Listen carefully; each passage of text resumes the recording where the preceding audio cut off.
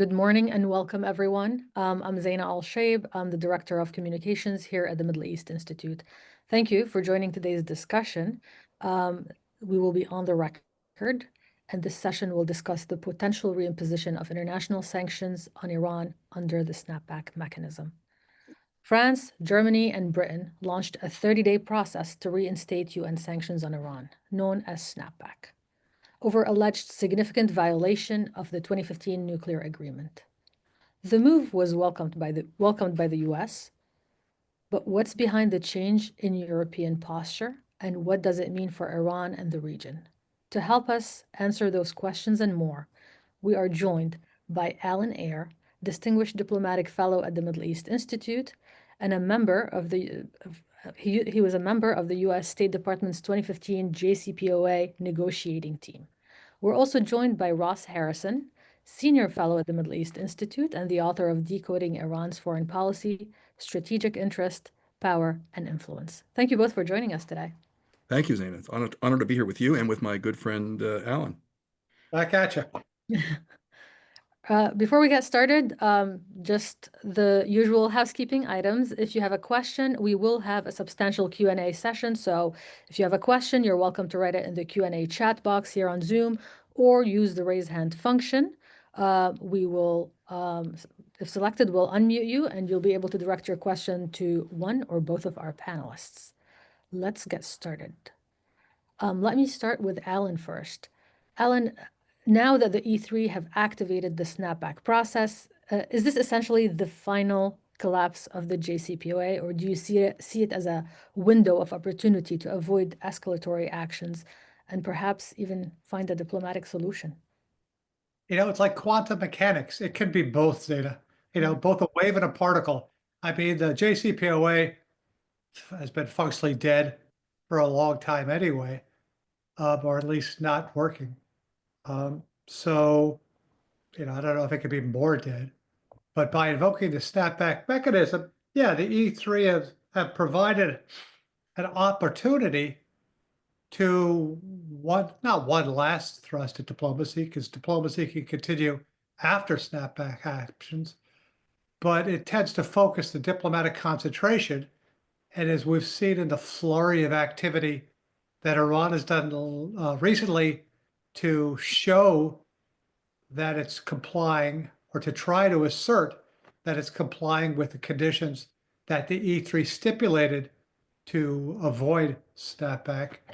Yeah, it's sped up the pace and the metabolism of diplomatic activity. Whether that's sufficient to reach agreement, that's certainly an issue we'll explore, I'm sure, going forward. But would you say Iran is being pushed into a corner right now? Yeah, it wasn't a corner, definitely. Iran's negotiating position, Iran's overall strategic position is horrendous. You know, it's lost all the pillars of its strategic deterrence. Its economy is horrible. Its traditional allies, to an extent, are still there, China and Russia, who will support them at the UN Security Council. But, you know, for example, the E3 and the Europeans, which when I was doing the JCPOA, were willing to give Iran the benefit of the doubt, it's far less likely that that's the case now. You know, in fact, obviously, they're the ones who have done the snapback. So, yeah, and also let's not forget the most important fact: you've got Israel on Iran's door, just waiting to mow the lawn or mow the grass. Should it perceive that Iran is trying to reconstitute its air defense, or increase its missiles, or you know, continue with its nuclear program?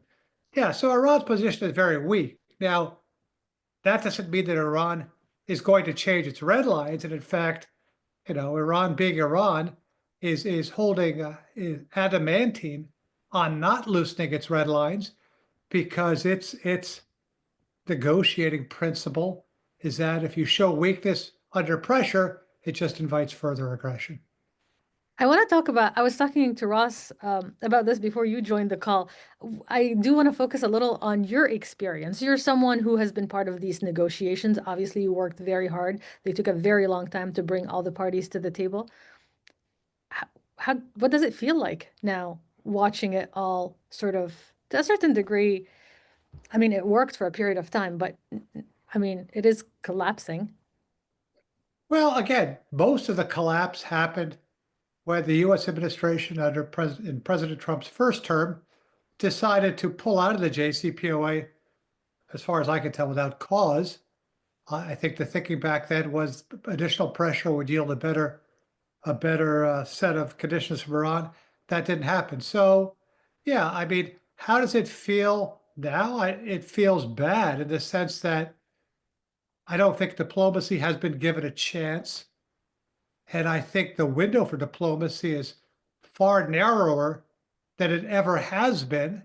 And so that's concerning. I mean, it's a very destabilized Middle East. I think we've all called it Hobbesian, not just because of Iran. And in fact, one of the interesting phenomena of the last few months is the fact that Israel is now seen by many in the region as if not the main cause of regional destabilization.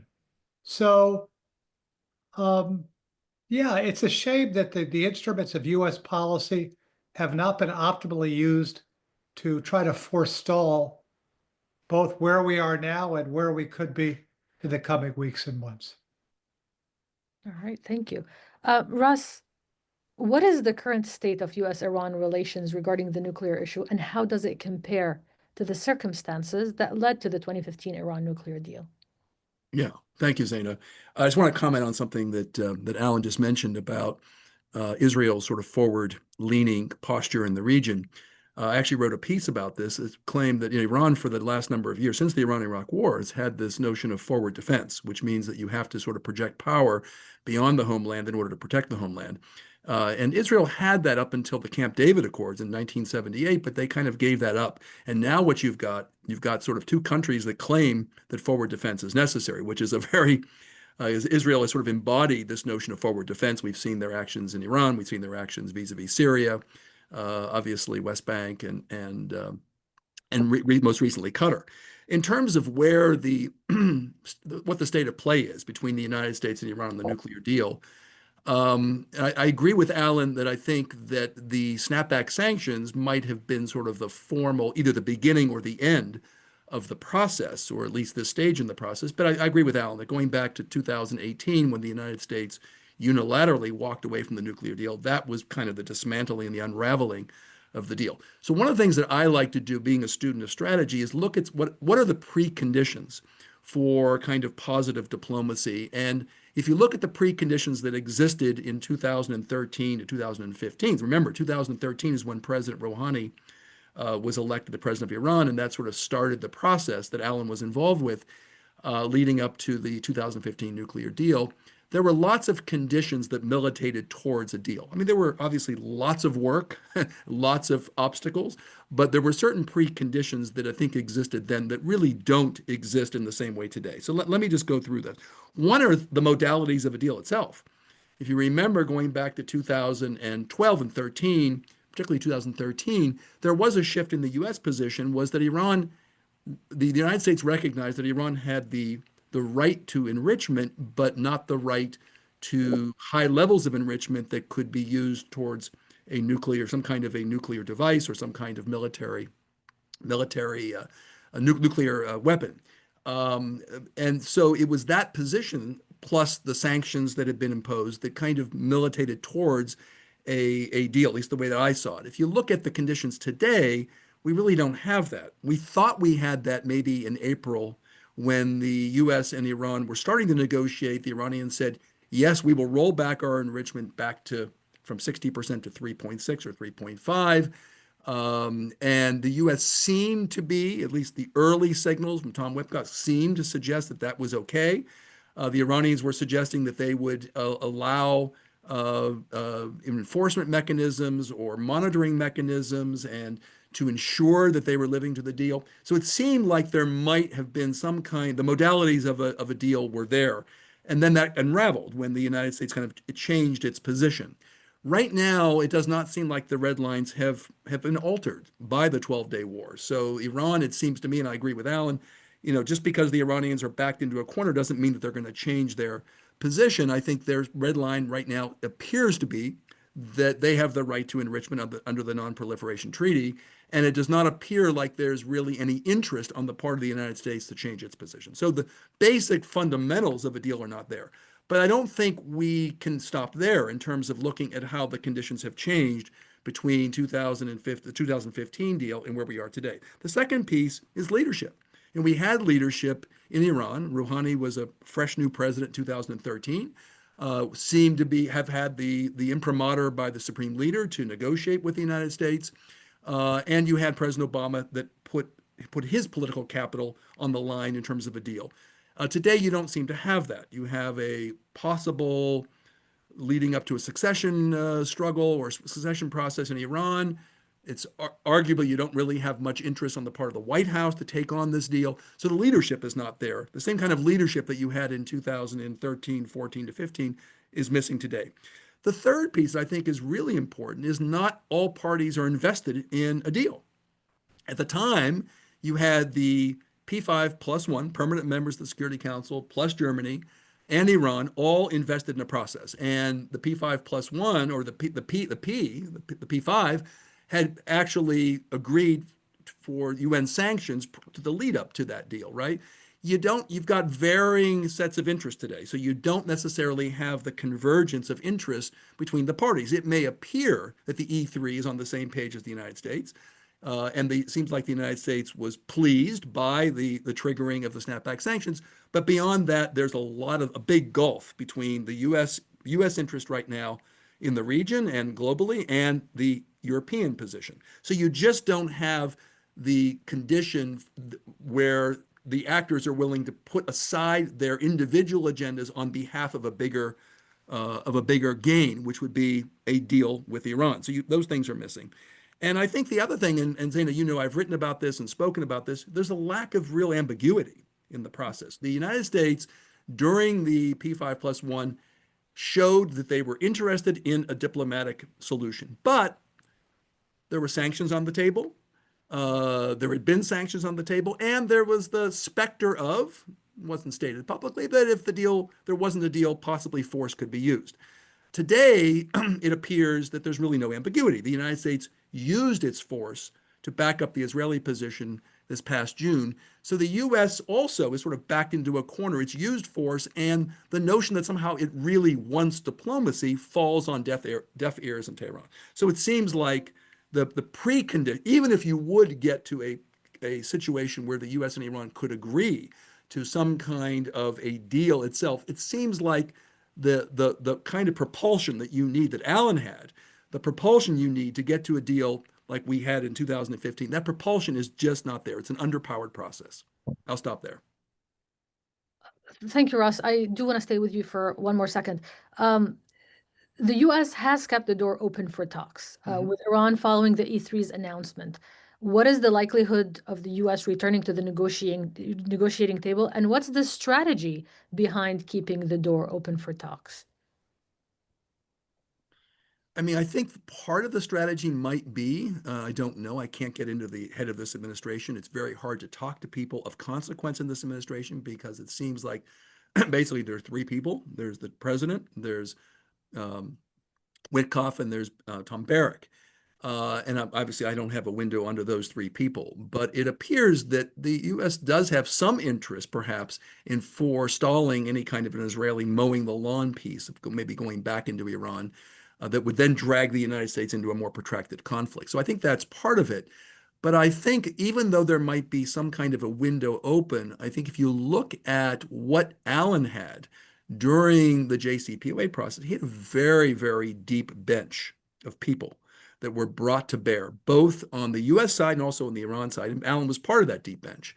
I get a sense that you don't have that deep bench today. Many of the people who understand Iran, people like Alan, who understand Iran, understand their negotiating posture, understand the technical details that are required for a deal, I think that's missing. And if you look at the last time the U.S. was negotiating with Iran, in the lead up to the June war, they were meeting once a week. I mean, you cannot, that's what I talked about, the lack of propulsion. You cannot meet once a week indirectly and get the kind of momentum you need. And plus, in the absence of some of the expertise that I mentioned earlier, it's even if there is a window open, it's hard to get to that finish line without some of those preconditions that I mentioned earlier. All right. Alan, European powers in 2018 were very vocal in their opposition to Trump's exit from the JCPOA. This past June, though, they did not condemn Israeli strikes on Iran, and now they've triggered the snapback process. What has changed over the last 7 years, and how has it informed Europe's policy response towards Iran this time? I mean, not only did they not condemn the Israeli attack, but you had the quote, I think from the German foreign minister, that so Chancellor. aggravated Iranian foreign minister Al-Chi that Israel had in some way done a service for the Europeans by attacking. So what has changed? First of all, I think part of it is cumulative. Since that time, Iran has been uncooperative with the E3 within the context of the JCPOA. The Europeans started the dispute resolution mechanism, I think back in 2019 or 2020. But the essential problem is this: is that what to Iran is signaling, in a strategic sense, to the rest of the world, or at least to the West and to Israel, is noncompliance and escalation. So when you go from, low enriched uranium to 60%, when you don't allow inspectors to inspect as they should under the safeguard agreements and under the NPT, yeah, that's a signal. There's information content there, but it's also noncompliance. And worst case scenario can be interpreted or misinterpreted as Iran moving toward a nuclear weapon. So the way Iran tends to interact strategically worsens the situation. So I think the Europeans collectively, distributively, just became more fed up with Iranian non-compliance since 2019. Secondarily, they're more fed up with Iran in a matter far closer to their heart, which is the Ukraine-Russia war. I think Iran's support for Russia, it's not just diplomatic support, but it's armament, military support, has really aggravated the Europeans for obvious reasons. And additionally, given that under this Trump administration, which is very unilateral and really isn't in the way that previous US administrations have, seeking international cooperation on issues it holds dear to its heart, the Europeans, to some extent, want to ingratiate themselves with the US administration by being in sync with their Iran policy. So those two main reasons. Europe just got increasingly fed up with Iran. And two, I think they've got a real desire to signal their strategic alliance with Iran, with the United States, in a way that will help them with Ukraine. Zaina, may I pick up on something that Alan mentioned for a moment? I think, Alan, you were onto something when you mentioned that the signaling was sort of out of sync here. I think one of the things that I've seen with the Iranians is they're sort of relying on an old playbook. They used to signal the same way, but they had some assets to back it up so that it actually, when they increased their enrichment, and they had Hezbollah and Hamas and the House Tashabi, sort of at hand, and they had their missile program, it built a certain amount of they believed it built them a certain amount of bargaining leverage. Well, today it's a boomerang. Well, the things to your point, the things that they're doing are actually coming back and signaling the opposite. It's signaling not strength. It's signaling obstinance and non-compliance. So I absolutely agree with your main point there. Yeah. All right, thank you. Let's open the questions to callers on the line. Please, if you'd like to ask a question, type it in the Q&A chat box and I'll read it, or you could use the raise hand function. I have a question for both of you, and we could start with Alan. The E3 have three conditions for Iran. They want it to restore cooperation with the IAEA, resume talks with the US, and disclose new locations of heavily enriched uranium. Why can't Iran's leadership agree to these simple conditions? Can we call them simple?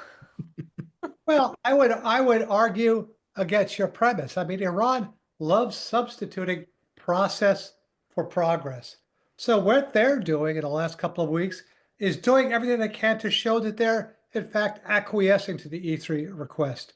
Okay, they did the Cairo agreement, which actually doesn't allow the IAEA to inspect facilities, but it's, it sort of moves toward that direction. And in fact, if you look at the statements of Grossi and Arakchi after the Cairo agreement, you could see the differing interpretations. But again, there's Iran trying to signal that it's resumed cooperation with the IAEA without, in fact, giving the IAEA what it wants.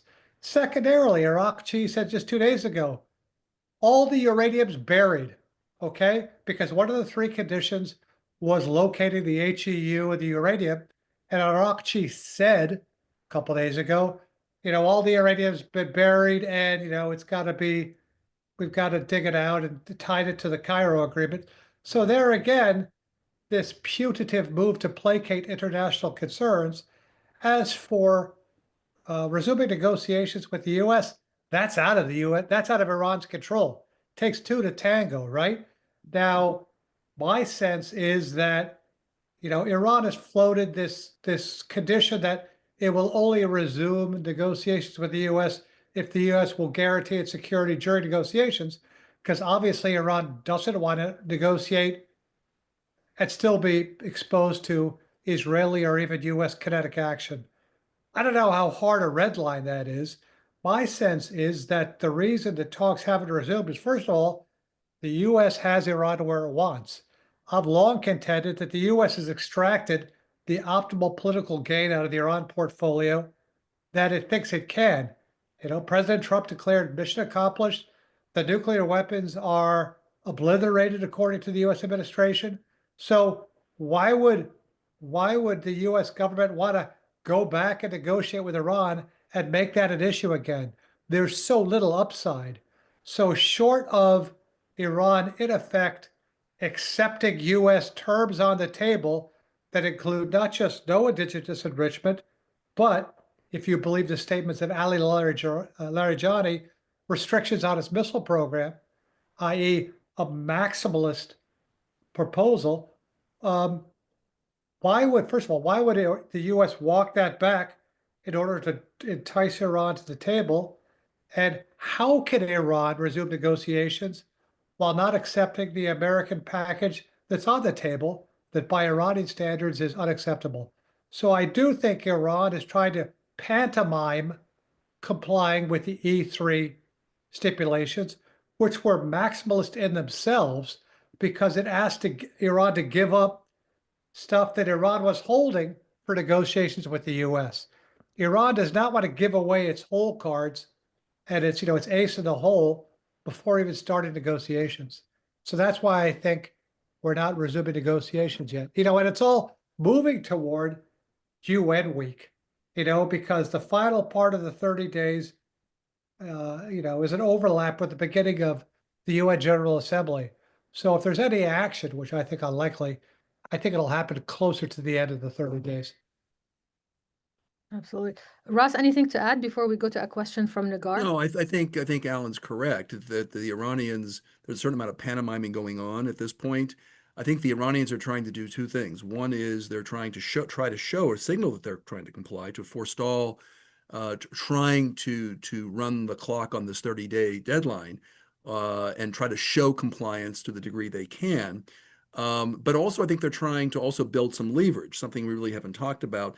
I don't think they have much leverage, and I don't think they have much leverage to gain. But if you look at what they're trying to do vis-a-vis China, they're trying to placate, show compliance to the Europeans, and also to some degree try to build some kind of tilt east kind of approach, which in the long term may benefit the Iranians, but in the short to medium term, it's not going to, as the Chinese and the Russian responses to the 12-day war indicate, it's not going to build much leverage. So I think the Iranians are kind of caught.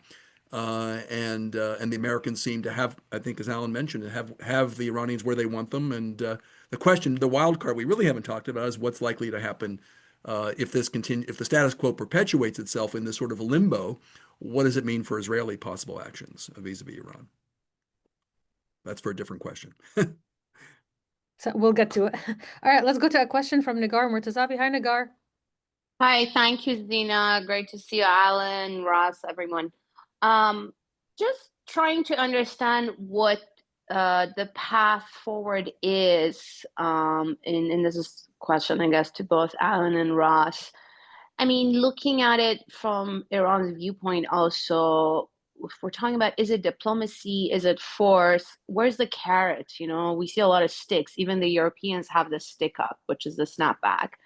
But where is the carrot? Because I think that the whole operation that Alan was part of, the JCPOA negotiations, it had very clear paths, very clear carrots, basically a path to sanctions relief, a path to a deal that was very clearly, as Ross also mentioned, you know, supported by President Obama, and sort of the roadmap was laid out in front of everyone, not just the Iranians, but others. And I think why that was such a successful process and negotiations and ultimately brought the results. But what is in front of us right now? I mean, do we know what is it that the US wants? The president was saying no nuclear weapons, which is something the Iranians agreed to talk about. And then throughout the negotiations, the goalposts started shifting with Special Envoy Witkoff, and then later the president, the secretary saying no enrichment. And now we are under the impression that the program has been obliterated through force, which is not true. But what is the path forward? Is there a strategy here? Is it all sticks? Is there any carrot the Iranians are missing? Or is it just sort of like a containment and the threat of more Israeli attacks? Ross, you want to start answering the Sure. question? And then we'll go to It's a Alan? great question, Nagar. And nice seeing you or hearing from you today. I think even if there were carrots, I think they'd be construed by the Iranians at this point as sticks. So the carrot would be open negotiations. I think, unlike 2015, Nagar, I think it's really to avoid the worst consequences as opposed to some kind of positive consequence. It's to avoid another attack.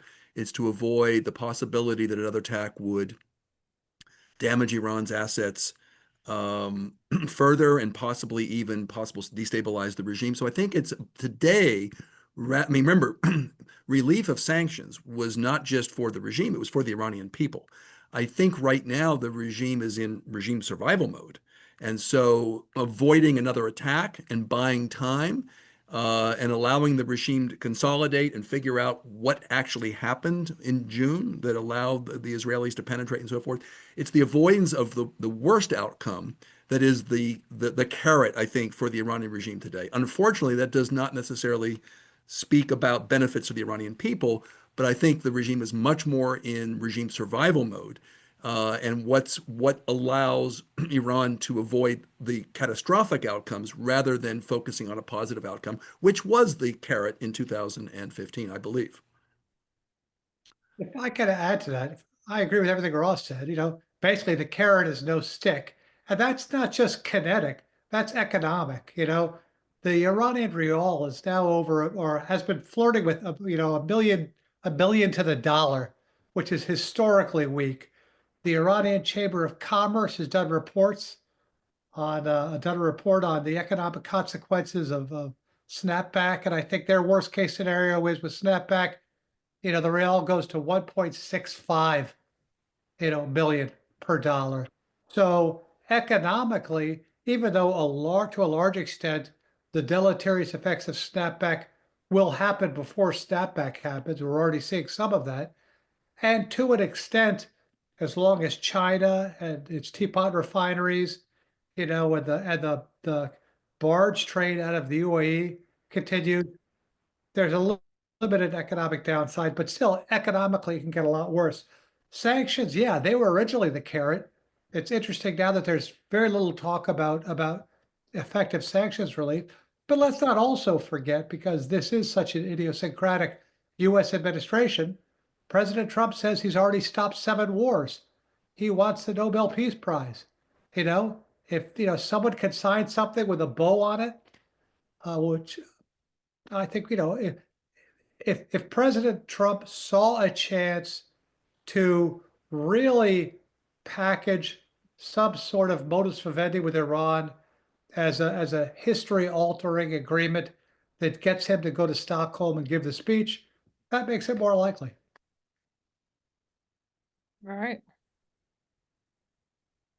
I have a question from Kate Winston. Kate says, what, if anything, could cause the US and Iran to change their red lines? What would happen if Iran or the IAEA shows there is still highly enriched uranium in Iran, despite the US using its bunker buster bombs? Would that compel the US to restart talks? Is there any way Iran could change its red lines and save face? Alan, can we start with you? I mean, there is. I mean, regardless of whether it's bombed, whether it's under rubble, or whether it's been moved before, Iran has got something like what, 4,000 pounds, or it's got a tremendous amount of uranium. It's got 440, I forget if it's pounds or kilograms of highly enriched uranium. So it's got tremendous amounts of uranium. It's got a decentralized and redundant nuclear infrastructure, so it can make more, regardless of the current state of its nuclear infrastructure. In terms of time horizons, that depends. So what could cause the two sides to change their red lines? I don't see anything changing I don't see anything realistic that will cause the US to loosen. When you say change, I assume loosen its red lines. It could become more maximalist. And in fact, the 12-day war, I think, made US red lines more maximalist and had them put, missiles on the table, or maybe even support of proxies, to the extent the U.S. had a definable proposal on the table before the war. The more relevant question is, what would cause Iran to loosen its red lines? I mean, we all remember the late Ayatollah Khomeini talking about drinking the chalice of poison to accept the 1988 ceasefire with Iraq. So the question is Iran right now at a place where Ayatollah Khomeini is going to drink from the self-same chalice? I don't think so. I think President or Supreme Leader Khomeini, far more so than Khomeini, who was, again, just the beginning of the revolution, is cognizant of the need to not show weakness, as I said before, because he thinks it will signal further aggressions, and because also, much like Khomeini, Khomeini believes that regardless of what Western leaders say, they want the regime to go away. They want to topple the Iranian regime. So they're going to pick on Iran for nuclear, for human rights, non-adherence to the Dewey Decimal System. It doesn't matter. Okay, they think that Iran is liable to Western aggression just because it's not playing ball with the U.S. And don't forget, Israel said when it attacked Iran that one of its goals was not regime change necessarily, but toppling this regime. In effect, making Iran a near failed state. And Israel, to a large extent, still has militarily the whip hand when it comes to what happens in Iran next. All right, Ross? Yeah, I think the important thing to look at in terms of red lines is the issue of face, saving face. I think for the Iranians, that's an incredibly important factor here. And I think the 12-day war made saving face much more difficult. But if you think about at least what we were reading about in terms of the negotiating positions from April until June of this past year, there was some talk about, there was some ease, there was some flexibility shown, I think, in terms of possibly after a certain period of time having a consortium, enrichment consortium outside of Iran or maybe on Kish Island, or there were all sorts of creative ways for the Iranians to say we've maintained our red line, but also show some sort of take a realpolitik flexibility, bring a realpolitik flexibility into the equation. So I think what happened in June of 2025 was, with the attacks, we stopped that process. To the degree there was a process, we stopped that kind of back and forth and showing a flexibility. And now, after the 12-day war, when Iran is absolutely convinced, has evidence that the United States is not necessarily a positive actor or a plausible actor, negotiator in the region. I think, back to Alan's point, that any kind of flexibility they might have shown up until the 12-day war will be construed as weakness. And Iran has plenty of evidence that when they have shown flexibility, for example, after 9/11, complying with the United States, all that has done is invited opprobrium on the part of the United States and possible aggression. The United States, and after 9/11, labeled Iran as part of the axis of evil. So their belief is, particularly after the 12-day war, that any flexibility will be interpreted. That will say, we talked about signaling earlier, that any flexibility will signal to the United States and to its allies weakness, not flexibility, but actual weakness, and they're going to avoid that. So the negotiating flexibility, in terms of red lines, I think has gotten more difficult, not easier, as a result of the war. All right, we have a question from Jonathan Weiner. Jonathan is asking, is there any meaningful role here for Qatar, Oman, or Iraq that could help move the parties into negotiations? Alan, we could start with you. I mean, Qatar, any country, can play the role of a mediator, and many have done well in the past doing so. But again, getting back to a point Ross made earlier, these things work best with direct talks. When I was doing this from 2010 to 2013, for 3 years we had indirect talks because the Iranians would not speak to us directly.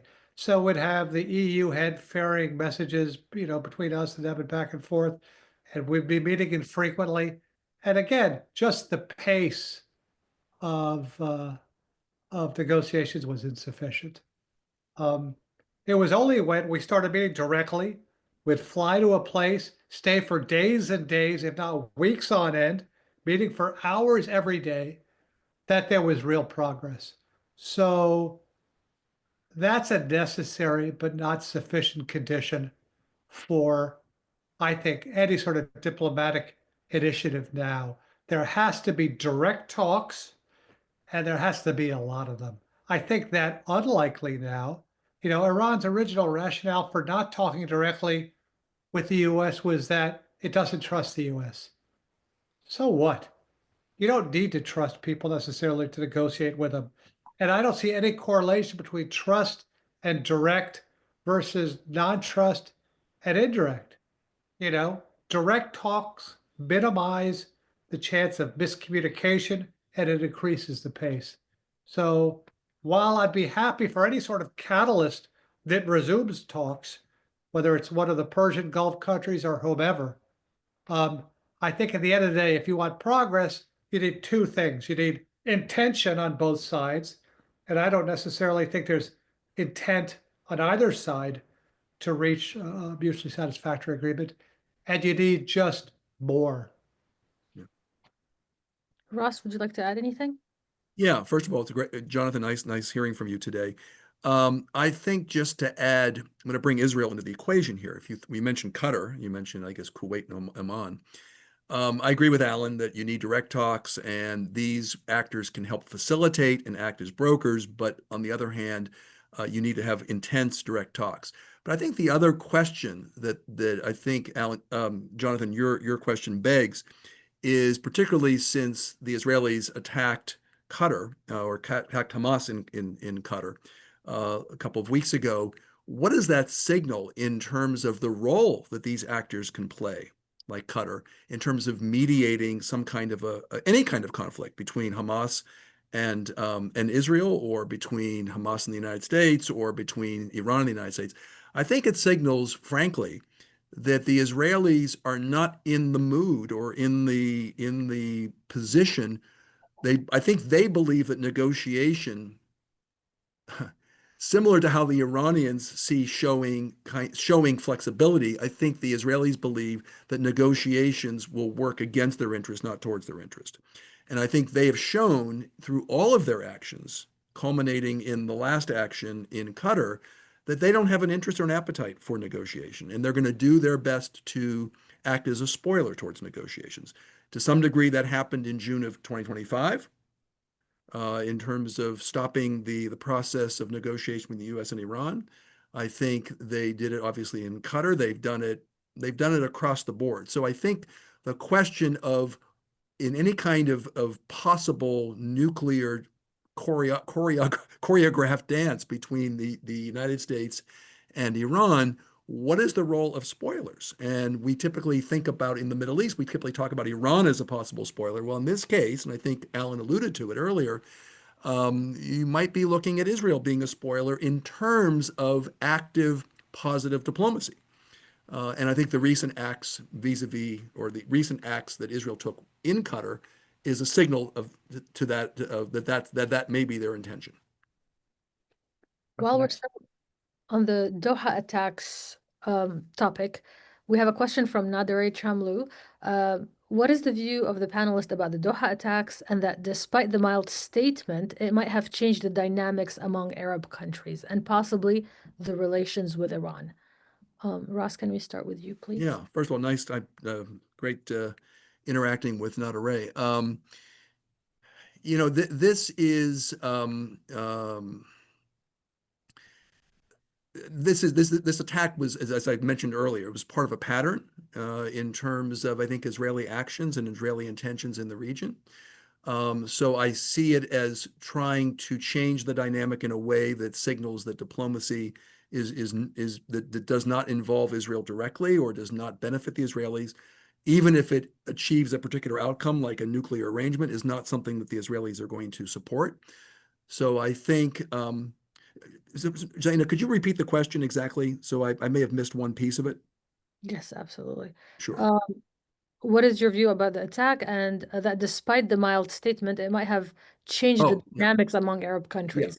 Yeah, so I think basically that this is a culmination of a number of different actions the Israelis have taken to suggest that diplomacy is not in their interest. But I think also we have seen over the last year or so concern on the part of Riyadh and Abu Dhabi that they have to worry. They typically have worried about Iran as a possible regional aggressor. I think they're actually now worried about the Israelis not having breaks. You know, we were talking in a group recently that the difference between an extremist and a moderate was that the extremist doesn't know when they have to put on the brakes. And I think the concern in Riyadh is that the Israelis are going to continue until they meet some kind of a hard counterforce to stop it. They're going to continue. And I think that concerns, if you're worried about Gulf security, if you're worried about the stability in the Middle East, that is a concern that I'm seeing increasingly coming out of both most of the Gulf Arab states. Is a concern that this is a pattern that could ultimately jeopardize not just the U.S.-Iran nuclear negotiations, could actually jeopardize regional security. Alan, just before I go to you, I just want to add another part to the question. How are Gulf states viewing the potential reimposition of UN sanctions on Iran, given what happened recently? I'll address that. I mean, Ross is spot on in the sense that Iran benefits when the topic isn't Iran. So in the aftermath to October 7th, the Israeli response to the, in Gaza and to a lesser extent the West Bank played into Iran's benefit in the region, in the Persian Gulf region. And given that in the MENA region, the only countries that this administration seems to pay attention to, will pick up the phone for, is Saudi and the UAE. How Saudi and the UAE see regional events, how they view Israel and Iran, while not determinative, is important. So to the extent that anyone could put pressure on Israel, it's the U.S. To the extent that anyone could put pressure on the U.S. to put pressure on Israel, it's those two countries. So how the Saudis and the Emiratis view what's going on is important. They certainly see, I think, that Israel is, well, not, I wouldn't necessarily say a threat, but a worrisome force for destabilization in the region, more so than Iran, especially now that Israel has rendered Iran so less capable of projecting power outside its borders. So paradoxically, by eliminating the Iranian threat, Iran or Israel seems to have made itself in the eyes of at least the Gulf more of a threat, not just by its actions in Iran, but also in Qatar, and obviously Gaza and the West Bank. In terms of snapbacks affecting the region, like I said, the key question is if snapbacks are if there is snapback, will the UAE continue to allow the re-export of so many Chinese goods through its sort of barge traffic to Iran? I don't know. I would think that they're more likely to. Again, I don't see the U.S. putting effective pressure on the Emiratis to change that course of business, especially since the trade is relatively insignificant, but hard to say. Zena, may I pick up on the thread there for a minute? Sure. Okay. I mean, one of the things that I've actually thought about recently is that what happens if there is no nuclear deal? And, notwithstanding some kind of an Israeli attack, are there any positive developments that occur in the region? I think just picking up on a thread of what Alan was talking about in terms of the Saudi view, the Emirati view vis-a-vis Iran versus Israel, I do think that if you step back for a moment and think about what does Iran want from the Saudis and what do the Israelis want from the Saudis and what do the Americans want from the Saudis, I think potentially the Saudis could play a central role here in the sense that the Iranians want from the Saudis, they want the Saudis, unlike in 2018, they want the Saudis to say to the Trump administration, let diplomacy continue, pursue diplomacy. They do not want a collapse of the bargaining dynamics between the U.S. and Iran to lead to some kind of further regional aggression. So the Iranians, I think, want something from the Saudis. They want the Saudis to be a buffer and to potentially to soften some of the instincts of the Trump administration. And the Israelis ultimately probably want something from the Saudis too. Ultimately, they want the Saudis to join the Abraham Accords. That's not going to happen in the current climate with the Palestinians. So I think the centrality of Saudi Arabia here in terms of possible playing a bridging role and possibly even at some point, some kind of a regional arrangement, denuclearization arrangement that does not necessarily center just around the United States is a possible, in other words, a shift to a regional configuration as opposed to a global configuration on this nuclear issue could be a possible silver lining going forward. Do I see evidence of that right now on the ground? Not necessarily. But I think if there is no forward progress on the U.S.-Iran front and there is no further Israeli action, that is a possibility in the future, that behind the scenes, you're going to see regional dynamics to kind of defuse tensions. And the Saudis could be playing a role, I think, in that regard. All right. We have a question from Gregory Brew. Should Khamenei die or become incapacitated, thus bringing a new supreme leader to the head of the regime, would that produce any change in Iran's negotiating position? Alan? No. That was sometimes I just love the idea of a short answer. No, because replaces Khamenei. First of all, the selection process makes it highly unlikely that someone who is ideologically different will be selected. Secondly, much like when Khomeini was selected, because he had so little relative gravitas to his predecessor, he had to be more Khomeini than Khomeini.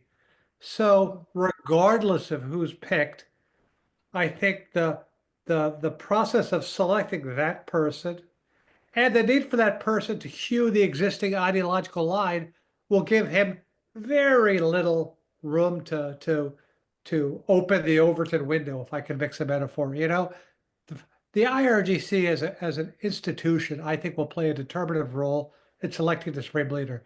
Now, ostensibly, it's supposed to be the Council of Experts, all these old clerics who like the Council of Cardinals where the Vatican get together and reason. That's not going to happen. I think to a large extent, this decision will be foisted upon the Council of Experts.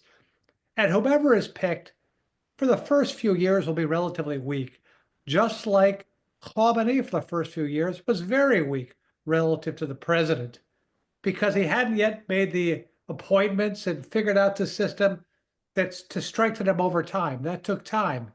Now the new supreme leader will be weak, not relative to the president, but relative to the IRGC as an institution. So, and again, he will die. I mean, he's approaching death, as I've often joked, asymptotically, but he will reach it eventually. But I don't think in the short term, the identity of his successor will necessarily make a big difference in terms of how much flexibility Iranian strategy is going to take. Now, I think the only realistically, if they were to pick Hassan Rouhani, I think that's the most extreme choice you could get. Or there's been some talk of Khomeini's grandson. Those two choices, I would be pleasantly surprised at, but we'll see if that happens. All right, I have a question for you, Ross, from Antoine Abisamra.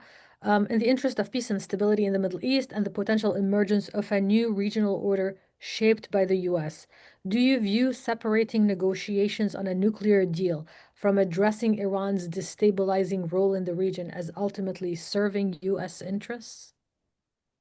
Well, I think there's the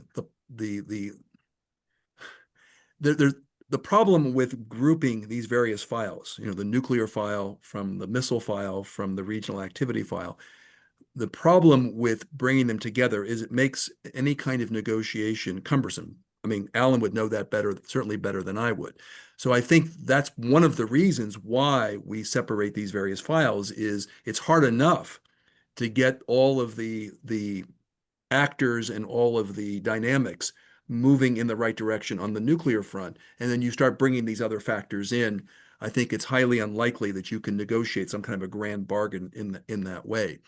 Plus, I think the idea behind the JCPOA is that you negotiate the nuclear file, and then ultimately, that leads to some confidence building measures, and then it makes it easier, perhaps, to negotiate on some other issues downrange. Obviously, since the U.S. walked away from the deal before the efficacy of the deal could be proven or disproven, we'll never know whether that's the case.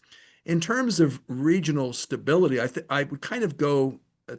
I would counter the premise of the question in a way. The way I tend to look at this region is it's a failed region and a bad neighborhood, and there are plenty of actors who play on their worst angels, not their best angels. And Iran clearly has been a spoiler and been a destabilizing influence in many of the countries that have collapsed into civil war. But I don't think focusing on Iran, as we just talked about, as the problem in the region is helpful. First of all, I don't think it's accurate. And number two, I don't think it takes us to a position of trying to counter Iran as trying to soften the hard edges of Iran. So I tend to think about regional architectures, regional solutions, and trying to work towards reducing some of the opportunities that all of the actors in the region, from Israel to Saudi Arabia to Turkey to Iran, try to resolve some of the the dynamics that actually invite them into these conflicts, rather than focusing on Iran as the spoiler in terms of regional stability. Can I just add to that briefly? I think that's so spot on, and we need to stop and sort of linger with that. 2 points. I totally agree. Iran, I've often said, is in the context of the region, is an opportunistic infection. If the body is weak, then Iran tends to flourish in these other countries. So yeah, it is not the source of problems or of regional destability. It capitalizes on it. And in terms of negotiating on issues other than nuclear, Iran has always said it will not negotiate with the U.S. about these other issues. But, and this ties into a point Ross made earlier, regional negotiations. Let's posit there's only so much, especially this administration, can do diplomatically in the region. Okay? It has shown itself not that eager or adept to negotiate in a detailed, determined manner in the region. So I think, and especially with the relatively recent rapprochement between Saudi and Iran, I think that Saudi Arabia and the UAE have they have more of a chance to negotiate on these other issues with Iran successfully than the US does. And so we shouldn't necessarily think that any and all diplomatic momentum in the region has to come from US initiatives. I think Alan is spot on. And that if you look, I think the premise of the question about the US shaping a regional order, uh, I would counter that basic premise, because one of the things that we've seen over the last 10 to 15 years is regional actors have far more agency than they had before. Israel has taken independent stance vis-a-vis the United States. Saudi Arabia has taken independent stance vis-a-vis the United States. Iran has taken independent stance vis-a-vis their benefactor, Russia. So the region is sort of in a shaping process of itself, and the U.S. and outside actors can play a spoiler role, or they can play a facilitator role, but they cannot play a shaping role. That's up to the region and up to regional actors. All right, I think this is the last question we'll have time for. We have a question from Chuck. He wants to know, Iran cannot weaponize without both enrichment and conversion facilities, all of which have been essentially destroyed. Given Iran's extreme intelligence penetration, what are the chances that they could reconstitute without being discovered? I'm just gonna squeeze in another question so we could answer both. Has the IRGC's influence been reduced following the Israeli and US attacks on Iran in June? Alan, can we start with you, please? Yeah, again, I tend not to get too interested in all this how many angels can dance on the head of a pin type questions in terms of how quickly Iran can reconstitute its nuclear program or go after a weapon. My bottom line is it has its nuclear infrastructure, some of it still, and it's got the people who designed it, and it's got an industrial base. So all things being equal, if Iran wants to build a nuclear weapon, absent repeated kinetic action on someone's part, it will do that, or absent a diplomatic deal. So, yeah, facilities got blown up, stuff got buried. To me, the key variable is will Iran decide to go for a nuclear weapon? That is the only, in terms of Iran's nuclear program, that's all I'm focusing on. Does the 12-day war mean that, unlike before, Iran will actively seek a nuclear weapon? If it does, then yeah, then the key question becomes how can we stop that, either diplomatically or kinetically? In terms of the IRGC, is it weaker? No, I don't think so. They lost a lot of people, not just during the 12-day war, but beforehand. But it's a big institution, and they have replaced it, and they're the only game in town. Now, I think we don't necessarily have to make this huge bogeyman of the IRGC. Their effectiveness decreases in terms of the farther away you get from Iranian borders, but they're within the context of the Iranian nizam, the regime. They're primum inter pares. They're the even more so than the theological infrastructure. They're the most powerful and extensive institution in Iran, in my opinion.